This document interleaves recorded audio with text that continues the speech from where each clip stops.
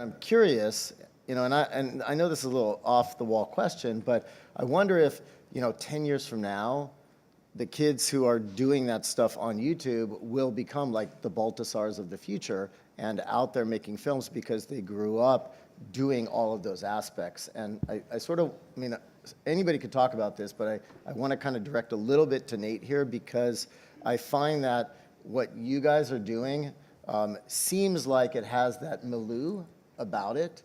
I don't know if I'm just reading into it. I haven't verified that with you, but I feel like that kind of digital savvy approach is included in your guys' filmmaking. We absolutely use digital media to identify and access emerging talent from around the world, and we haven't used it to promote our content in any kind of innovative way yet, but we have set up a network in many ways of producers around the world. I don't call it proprietary, but we look at them as contributors, if you will, and we're able to identify new talent, emerging filmmakers in different parts of the world, and that's hugely important to what we do.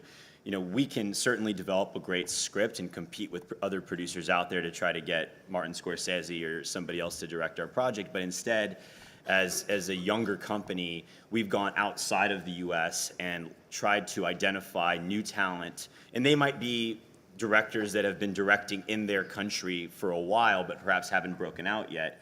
But we've connected the dots through, obviously, traditional social networking, websites like twitchfilm.com, things like that, where we're able to build a web and a network, and from there, we're able to actually develop a loyalty base. And if we can launch a director through a partnership on a project somewhere else around the world, then perhaps that director could become something great, perhaps in the US studio system or not, and we've built a relationship from the ground up. So for us, we're definitely using that form of media. We just haven't used it as a way to promote our own content.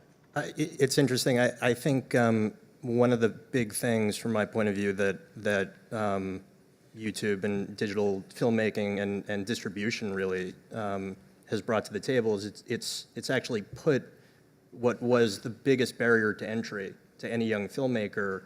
It's kind of broken down that wall, because the hardest thing for a young filmmaker, I think, to do, other than make a movie, is get their movie seen. Right.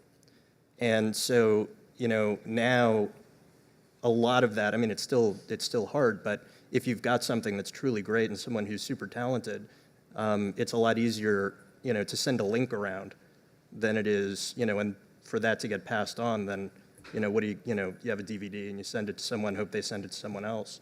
So in terms of identifying talent, I think it's really opened up that world.